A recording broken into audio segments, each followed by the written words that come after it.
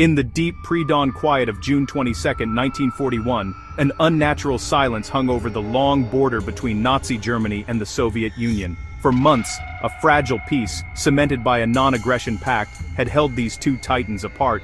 But this peace was a lie. As the first rays of sunlight touched the flatlands of Eastern Europe, a sound began to build. It was the low growl of thousands of tank engines, the roar of aircraft propellers slicing through the air, and the rhythmic tramp of millions of boots marching east. This was not just another battle, it was the opening of a new, terrifying chapter in human conflict. On this day, World War II changed forever. Across a front that stretched for nearly 2,000 miles from the Baltic Sea in the north to the Black Sea in the south, the largest invasion force in history surged forward. Over 3 million German soldiers supported by Allied armies from Romania, Hungary, and Finland crossed the border. They brought tanks, artillery, and aircraft. The plan was codenamed Operation Barbarossa. Operation Barbarossa was the codename for Nazi Germany's ambitious and ideologically driven invasion of the Soviet Union. Conceived by Adolf Hitler and his high command, it was far more than a simple military campaign. It was intended to be a war of annihilation. The swift destruction of the Soviet state and its communist ideology. Hitler believed Slavic peoples were inferior, and that Soviet lands were Germany's rightful Lebensraum. Targets: Ukraine's breadbasket, the oil of the Caucasus, and the industrial heartlands to fuel war for generations. The strategic stakes were immense. A quick victory would free Germany to crush Britain and command vast resources. For Joseph Stalin, the invasion was existential. Regime, ideology, and peoples, all at risk. Barbarossa opened a brutal war of attrition that would consume more lives than any other theater of WWII. The invasion began on June 22, 1941. Planners expected victory before winter. Some predicted Soviet collapse in 8 to 10 weeks. Key objectives: Leningrad, Moscow, and Ukraine. Two ruthless dictators set the course. Hitler, driven by fanaticism. Stalin, brutal yet unyielding. Hitler often overruled his generals, with consequences that would echo on the battlefield.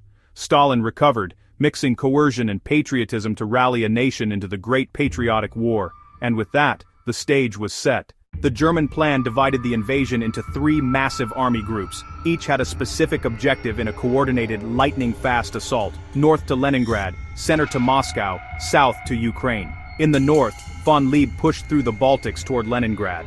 Capturing the city would secure the Baltic and link with Finland. Army Group Center, von Bock, carried the elite panzer strength.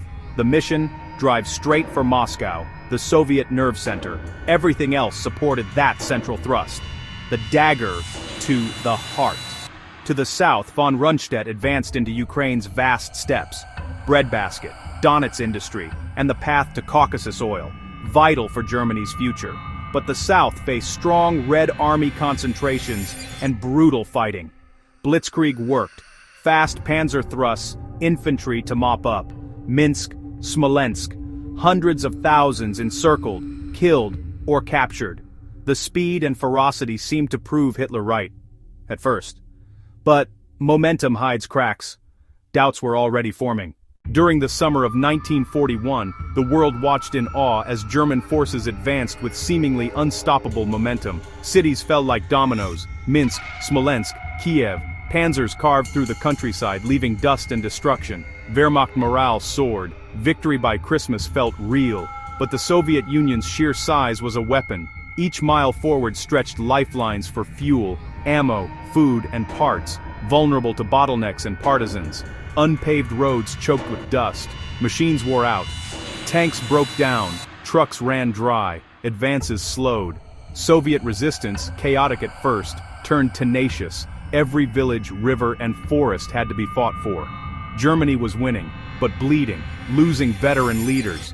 The USSR mobilized millions and moved entire industries beyond the Urals. Factories reassembled. A new generation of weapons rolled out, including the T-34. The war was far from over. It was just beginning. And so, yeah, that was where things stood.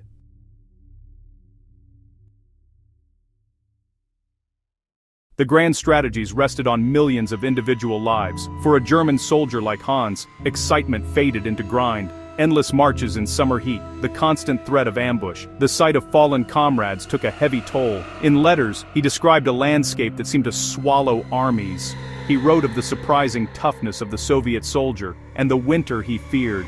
Yelena, a student in Kiev one day, found her city a battlefield the next. She volunteered as a nurse, tending horrific wounds with dwindling supplies. She saw courage in the rubble and despair among civilians. Her story is loss, her home, her friends, her future, yet also resilience. She found the strength to endure and serve. POWs suffered terribly. Millions of Soviet prisoners perished from starvation, disease, and brutal treatment. Captured Germans also faced death marches, vengeance, and cold. In Belarus, even watched livestock seized, homes burned, neighbors rounded up. For civilians, the war wasn't strategy, it was the simple hope to keep a family alive.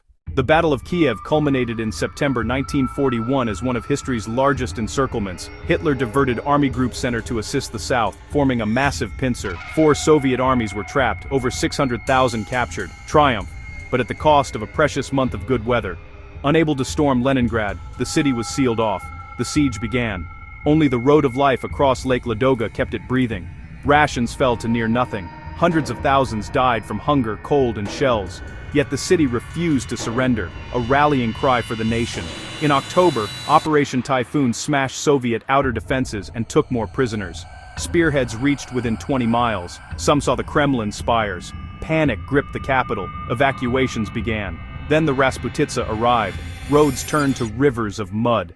Exhausted soldiers hit their limits as the ground began to freeze. Stalin moved Siberian divisions west.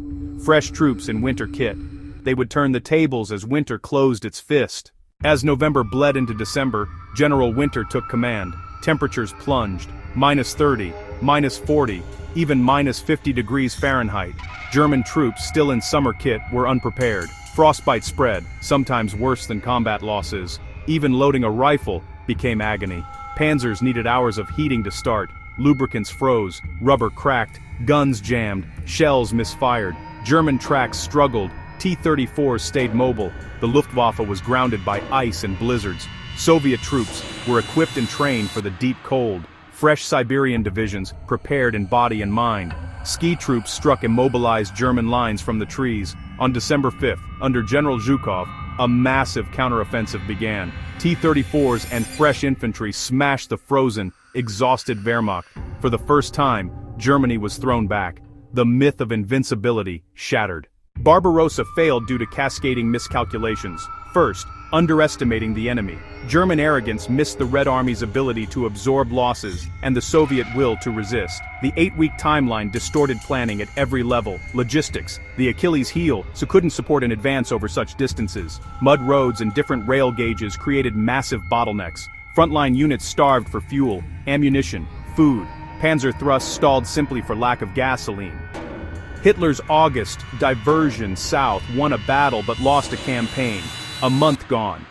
Refusal to withdraw overextended armies compounded disasters. The endless plains offered no finish line. Then came General Mud and General Winter. Germany failed to equip for winter, the Soviets did not. Weather neutralized technology and stopped the world's most feared army. In the end, hubris, logistics, leadership errors, and nature combined to break Barbarossa.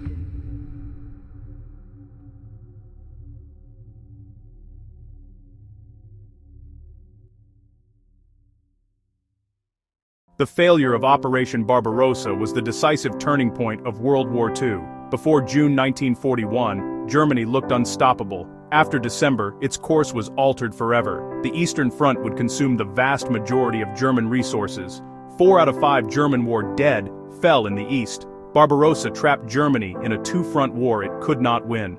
The human cost is staggering. Millions killed, wounded, and captured.